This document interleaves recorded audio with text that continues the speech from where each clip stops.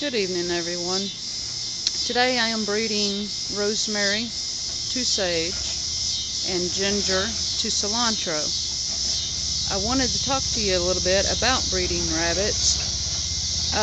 It seems pretty simple, and really it is. You take the doe to the buck and let them do their thing, and that's pretty much it. The bucks are quick. It doesn't take them but just a few seconds and the deed is done. But there are some other things you want to think about and take into consideration that I wanted to talk about. I want to start with when a bunny is 3 months old. At 3 months old, bunnies are beginning to mature, and it is possible for them to mate and conceive at that time, which is too early for any rabbit. But at 3 months old, you do want any rabbit you intend to breed or not breed into its own cage. That way it has its own space and it can finish maturing until the correct age. Now, for correct breeding age, a simple guideline that I follow is the small rabbits, 4 pounds and under. An appropriate breeding age for a buck is 6 months old, and for a doe, 5 months old. For a medium-sized rabbit, which is 4 to 8 pounds, like these guys, you can breed the bucks at 7 months old and the does at 6 months old. For your larger breeds, like your Californians or New Zealands, a rabbit that's 8 pounds to 12 pounds at mature weight, you can breed the buck at 9 months and the doe at 8 months. For your giant breeds, like your Flemish giants or checkered giants, or any rabbit that's over 12 pounds at maturity, I wouldn't recommend breeding before 1 year of age, buck or doe. I would wait a year. Now, before you breed your rabbit, you want to make sure you're breeding a healthy rabbit. So, when you're ready to breed, the first thing that you want to do is check the bottom of the cage, the wire, and underneath the cage to look for loose stool or any signs of diarrhea. If there are signs of either, you would want to treat that rabbit and wait until it clears up before you breed it. You also want to make sure both the buck and the doe are at a healthy weight for their breed. You also want to check the genitals of both the buck and the doe. You want to check for extreme redness, discharge, scabs, or sores. If either of these are present, treat the rabbit and wait until it's cleared up before you continue breeding.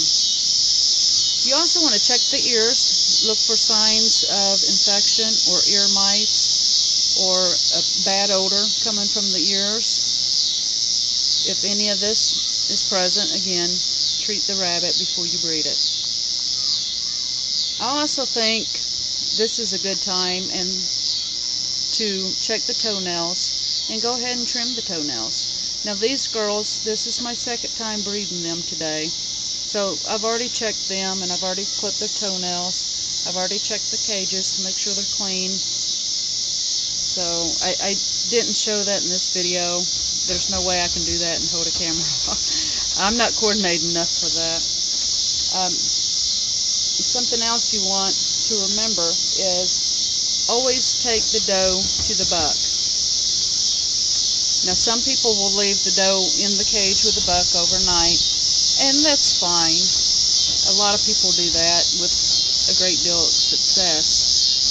I prefer to take the doe to the buck, watch them mate for 3 times. I think 3 is a good number. And then I take the doe from the cage and put her back in her own cage. And then a few hours later, the same day, I take her back and rebreed her a second time the same day. And this is the second time for these girls, and the bucks nor the does seem to be very interested. So hopefully they took the first time earlier today. At about 10 to 14 days, you can palpate your doe and feel for little nodules. To me, they feel like little grapes inside the lower abdomen, and that's a pretty good sign that the breeding took.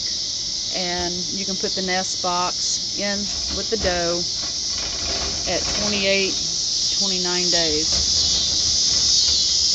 If you don't feel the nodules, you can try to rebreed, although I do caution you that with rabbits, the females have 2 uterine horns, and if she is bred the first time, it is possible to have a second breeding in the second uterine horn, and you'll have 2 litters due on 2 separate dates, and that's not a good thing to happen. Also keep in mind that in excessive heat, your bucks can go sterile. It's a temporary case. When the temperatures come back down, they will regain their vitality.